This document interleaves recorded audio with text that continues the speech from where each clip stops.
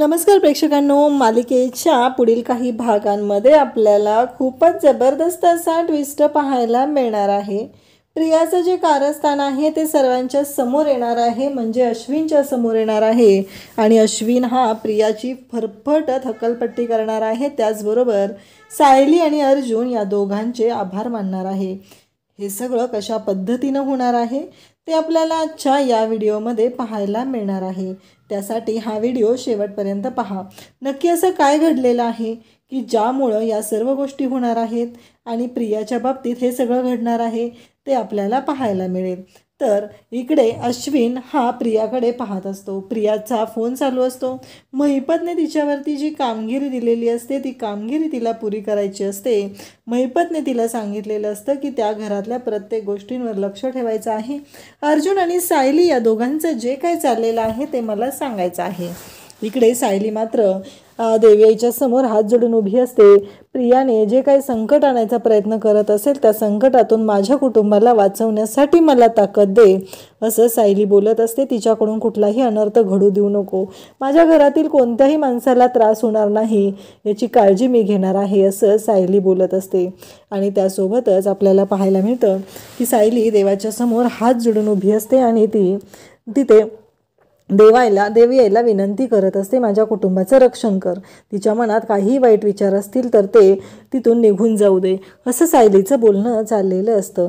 त्यासोबतच इकडे आपल्याला पाहायला मिळतं की अश्विन हा प्रियाला विचारत असतो, कारण प्रियाला वारंवार कॉल येत असतात। प्रियाला जे कॉल येत असतात ते असे असतात, ते म्हणजेच प्रियाला आता महिपत आणि नागराज हे दोघंजण कॉल करत असतात। कारण त्यांचं असं म्हणणं असतं की काहीही झालं तरीही महिपत आणि नागराज यांना असं वाटत आहे की प्रियाने त्या घरात गेलेली आहे, तर त्या घरातून तिने जे काम करत आहे ते काम फक्त आणि फक्त आमच्यासाठी केलं पाहिजे, हे बोलणं चाललेलं असतं। आणि त्यासोबतच आपल्याला पाहायला मिळतं की जेव्हा हे सगळं बोलणं चालू असतं तेव्हा मात्र इकडे महिपत आणि नागराज यांच्या बाबतीमध्ये जेव्हा प्रिया विचार करत असते तेव्हा तिने त्यांच्याशी बोलत असते। परंतु इकडे अर्जुन आणि सायली यांची ही कामगिरी आता जोरदार चाललेली असते, कारण काहीही झालं तरीही त्यांनाही आता कळत नसतं की ह्या प्रियाच्या बाबतीत काय करायचं आहे। कारण काहीही झालं तरीही प्रियाने जे काही केलेलं आहे ते खूपच भयानक असं असतं आणि प्रियामुळं या सगळ्यांना खूपच त्रास होत असतो। परंतु इकडे सायली आणि अर्जुन आता पुरावे शोधत असतात। पुरावे असे त्यांच्या हाती लागत असतात की काहीही झालं तरीही अर्जुन सायलीला आता मोठी गोष्ट करायची असते, आणि ती म्हणजेच की अर्जुन सायलीला आता शोधून काढायचं असतं की काहीही झालं तरीही प्रिया ही या घरात जी आलेली आहे ती कोणत्या कारणासाठी आलेली आहे, आणि त्यासोबतच प्रियाने जे काही केलेलं आहे त्या सगळ्या गोष्टींमुळं त्यांना हे ते शोधून काढायचं असतं। कारण काहीही असलं तरीही आत्ता प्रियाने जे काही करत आहे त्यामुळं जो त्रास होणार आहे तो खूपच भयानक असा त्रास असतो। कारण आत्ता काहीही असलं तरीही प्रिया जे कारस्थान करत आहे ते इतकं भयानक असतं की त्याचा विचारही कोणी करू शकत नाही। आणि प्रियामुळं या घरावर जे संकट येणार असतं त्या संकटापासून वाचवायचं असतं, ते कुटुंबाला वाचवायचं असतं, हे अर्जुन सायलीने ठरवलेलं असतं। कारण सुभेदार कुटुंब हे वाचवणं खूपच गरजेचं असतं, असं अर्जुन सायलीला वाटत असतं। त्यासोबतच इकडे प्रियाची मात्र नाटकं सुरू झालेली असतात। अर्जुन सायली नक्की काय करत आहेत, सायली आता निघालेली असते, मधुभाऊंच्या रूमकडे ती जात असते, तर प्रिया लगेचच सायलीच्या मागावर जाऊ लागते आणि सायलीच्या मागे जात ती मधुभाऊंचं आणि सायलीचं बोलणं ऐकण्याचा प्रयत्न करत असते। मधुभाऊ सायलीला म्हणत असतात की हे बघ सायली बाळा, तुला माहिती आहे की ती तन्वी कशी आहे, ती प्रिया कशी आहे। कारण काहीही झालं तरीही तिने आत्तापर्यंत ज्या गोष्टी केलेल्या आहेत ते मला त्रास देण्यासाठी माझ्या आयुष्याचं तिनं वाटोळ केलेलं आहे, पण आता तुला सावध राहावं लागणार आहे, कारण ती कोणत्याही क्षणी तुलाही त्रास देऊ शकते। मधुभाऊंचं बोलण्यामध्ये तथ्य असतं, कारण प्रिया कशी आहे हे सगळंच माहिती आहे। आणि तेव्हा सायली म्हणत असते की मधुभाऊ, आता काळजी करायची अजिबात गरज नाही, आता लवकरच तुमचीही या सगळ्यातून सुटका होणार आहे। यांच्या हाती असे काही पुरावे लागलेले आहेत की ज्यामुळं नक्कीच आपल्याला कळेल की खराचा गुन्हेगार कोण आहे ते. हे मधुभाऊंना सायली सांगत असते.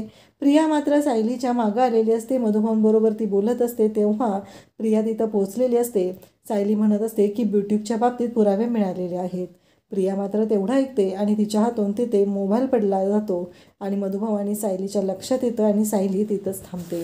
तेव्हा मात्र इकडे प्रियाला कळलेलं असतं की काहीतरी असा पुरावा लागलेला आहे. परंतु सायली आणि मधुभाऊंना मात्र प्रियाचं हे कारस्थान चांगलंच लक्षात आलेलं असतं. कारण प्रिया मुद्दामहून तिथं मागं आलेली असते. सायलीने तिला रंगेहात तर पकडलेलं असतंच, परंतु ज्या गोष्टी घडत असतात त्यामुळं मात्र इथे सायली तर प्रियाची वाटच लावणार असते. कारण जे घडलेलं असतं ते इतकं भयानक असतं की त्याचा विचारही कोणी करू शकत नाही. कारण प्रियाच्या बाबतीतले पुरावे आता सायलीच्या हाती लागणार असतात आणि त्यामुळंच या सर्व गोष्टी ज्या घडणार असतात त्या खूपच जबरदस्त अशा पद्धतीनं घडणार असतात. आणि इकडे मधुभाऊ आणि सायलीला तर कळलेलं असतं की ही सगळी जी प्रियाची नाटकं आहेत ती काय चाललेली आहेत. कारण काहीही झालं तरीही प्रिया जी आहे ती किती खोटारडी आहे या गोष्टी मात्र सगळ्यांनाच माहिती असतात. तर इकडे सायली त्याचबरोबर अर्जुन यांच्या हाती असे कोणते पुरावे लागलेले आहेत या गोष्टीचा विचार आता करत असते. ती म्हणजे इकडे प्रियाला प्रश्न पडलेला असतो. काहीही झालं तरीही महिपतने मला जे काम सांगितलेलं आहे ते काम मला करावंच लागणार आहे हे आता प्रियाच्या लक्षात आलेलं असतं. आणि तिने ठरवलेलं असतं की काहीही झालं तरीही महिपतने जे सांगितलेलं काम आहे ते जर काम मी केलं नाही तर खूप मोठा प्रॉब्लेम होऊ शकतो. हे आता ती बोलत असते. त्यासोबतच इकडे आपल्याला पाहायला मिळतं की जेव्हा या सर्व गोष्टी घडत असतात तेव्हा प्रिया म्हणत असते की आता मला कळलेलं आहे ते म्हणजेच की हे जे काही घडत आहे ते म्हणजे ब्युटिकच्या संदर्भात यांच्या हाती काहीतरी पुरावे लागलेले आहेत. जर हे पुरावे यांनी कोर्टामध्ये सादर केले तर खूप मोठा अनर्थ होऊ शकतो हे प्रियाच्या लक्षात आलेलं असतं. आणि ती त्या क्षणी महिपतला कॉल करते आणि महिपतला सांगू लागते की त्यांच्या दोघांच्या हाती त्यांचं बोलणं असं चाललेलं होतं की ब्युटिकच्या संदर्भात काहीतरी पुरावे त्यांना मिळालेले आहेत आणि ते पुरावे कोणते आहेत ते आपल्याला शोधावं लागणार आहे.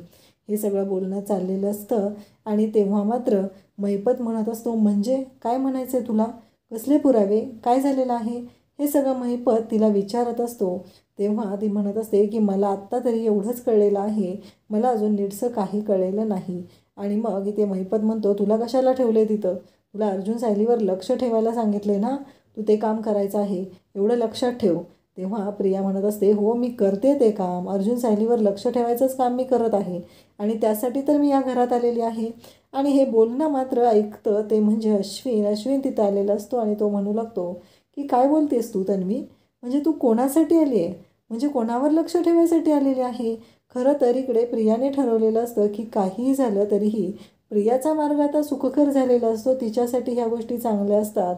कारण काहीही असलं तरीही प्रियासाठी हे घडलेलं असतं ते मात्र खूप चांगलं असतं.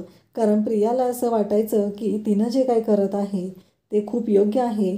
कारण तिला सुभेदारांच्या घरामध्ये यायचं होतं आणि सुभेदारांच्या घरामध्ये तिला एंट्री मिळवायची होती. कारण एकदा का तिच्या नावाच्या पुढं सुभेदारांचं नाव लावलं की ती मोकळी झाली, म्हणजे तिच्या हातून कोणतेही प्रॉब्लेम होणार नाहीत असं तिला वाटत असतं. परंतु घडलेलं असतं ते मात्र वेगळंच. कारण प्रियाला जे वाटत असतं ते तसं घडतच नाही. कारण काहीही असलं तरीही महत्त्वाची गोष्ट ही असते की प्रियानं ज्या चुका केलेल्या आहेत त्याच एवढ्या मोठ्या असतात की त्याचा पाडा कधीच संपणारा नसतो. आणि इकडे मात्र आता प्रिया बोलत असते आणि नेमका अश्विन तिथं आलेला असतो आणि अश्विन म्हणत असतो की तन्वी काय बोलतेस तू, अर्जुन आणि सायलीवर लक्ष ठेवायचं आहे म्हणजे काय, कसले पुरावे, कसल्या गोष्टी, काय करतेस तू हे सगळं, असं तो विचारू लागतो. तेव्हा मात्र प्रिया म्हणत असते नाही काहीच नाही आहे करत मी, असं ती बोलत असते. तेव्हा मात्र अश्विन म्हणत असतो आत्ता ऐकलं मी, तू कोणाशी बोलत होतीस. तेव्हा ती म्हणते की मी माझ्या आईशी बोलत होते.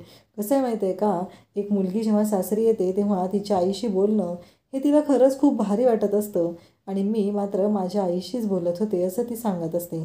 तेव्हा मात्र तिचं असं म्हणणं असतं की मी आईशी बोलत होते आणि आईकडूनच मी माझ्यासाठी धडे घेत आहे, माझ्या सुखी संसारासाठी, आपला संसार सुखाचा व्हावा यासाठी मी धडे घेत आहे असं ती सांगते.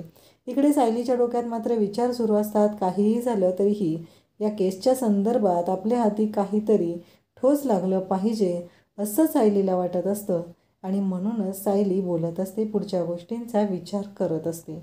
परंतु सायलीला मात्र अजूनही त्या बाबतीतलं काही कळलेलं नसतं. पण इथे अश्विनच्या हाती मात्र खूप मोठा पुरावा लागलेला असतो.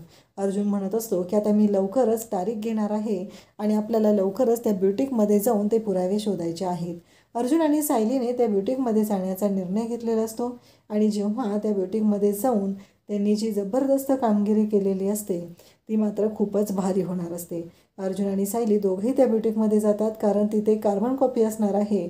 आपल्याकडे कार्ड तर आहे पण ते कार्ड साक्षीचंच आहे हे आपल्याला प्रूव्ह करता येणार आहे असं अर्जुन आणि सायली या दोघांनाही वाटत असतं. म्हणून तर त्यांनी तो निर्णय घेतलेला असतो आणि अर्जुन आणि सायली दोघंही आता त्या ब्युटिकमध्ये जातात आणि तिथे जाऊन तिथं शोधाशोध करू लागतात. तेव्हा अर्जुन आणि सायलीला त्या रजिस्टरमध्ये कार्बन कॉपी तर मिळालेली असतेच, पण त्या रजिस्टरमध्ये पूर्ण एंट्री केलेल्या असतात. ज्या सगळ्या एंट्री असतात त्याच्यामध्ये तिथं स्पष्ट होत असतं की हे सगळं जे काम केलेलं आहे ते काम आहे ते साक्षीचं आहे. कारण साक्षी तिथे नेहमी जात असते आणि त्याचबरोबर साक्षीमुळंच हे कार्ड आश्रमात आलेलं आहे याचे ठोस पुरावे आता अर्जुन सायलीच्या हाती लागलेले असतात. इकडे प्रियाची मात्र कामगिरी सुरू असते. तिला मात्र एकच काम करायचं असतं, ते म्हणजे अर्जुन आणि सायली या दोघांवर पाळत ठेवायची, त्यांच्या बाबतीत काही ना काही शोधून काढायचं, हे सगळं तिला करायचं असतं आणि ती त्याच गोष्टी करत असते. तिला वारंवार असं वाटत असतं की आपण काहीही केलं तरीही आपण मात्र सुखरूप राहणार आहोत.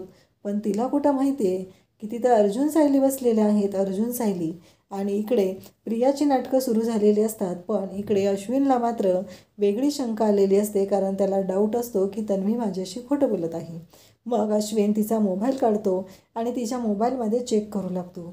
तेव्हा त्याला तिच्या मोबाईलमध्ये ज्या गोष्टी दिसतात ते पाहून तर त्याला धक्काच बसतो.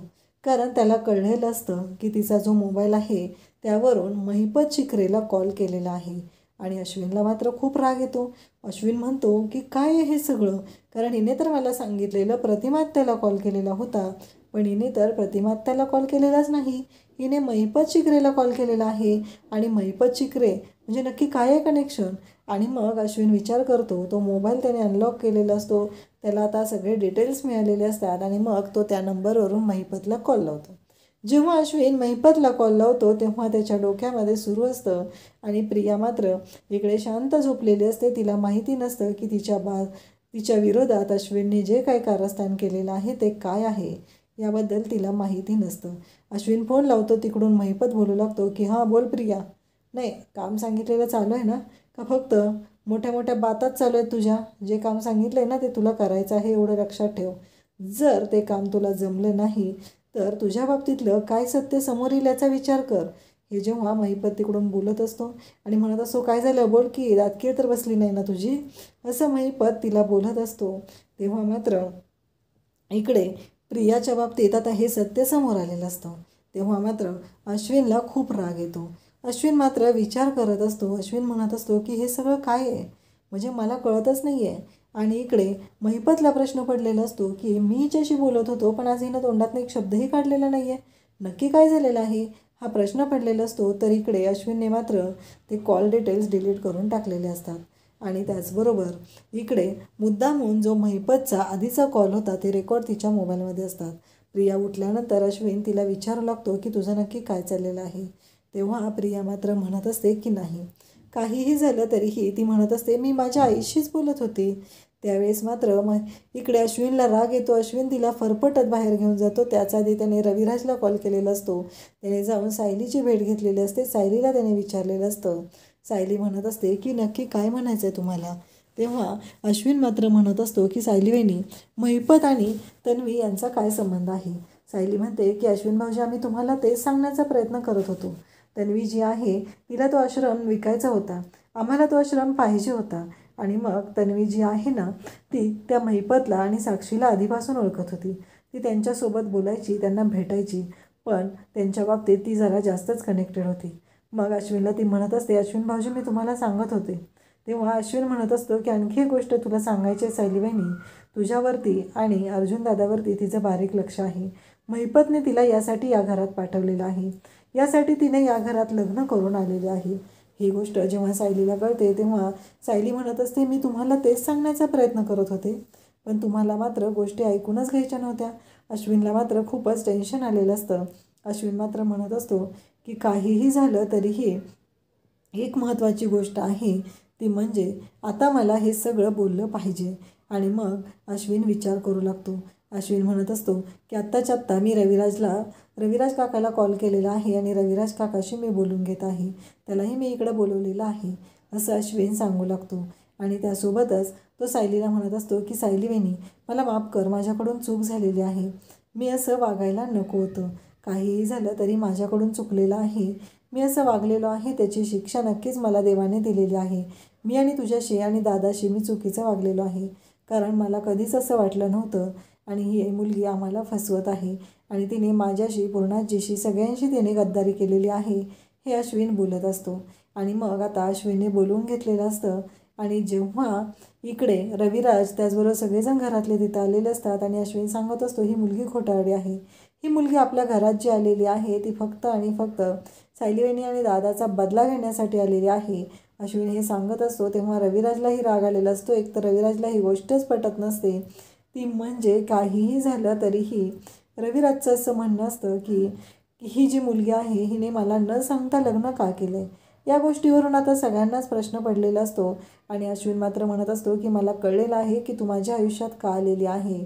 आणि त्याचबरोबर हे सगळं तो बोलत असतो आणि म्हणत असतो की आत्ताच्या आत्ता चालती हो, मला तुझ्याशी कोणताही संबंध ठेवायचा नाही, असं म्हणत अश्विनने आता प्रियाचा हात पकडलेला आहे आणि तिला फरफटत असतो बाहेर घेऊन चाललेला आहे.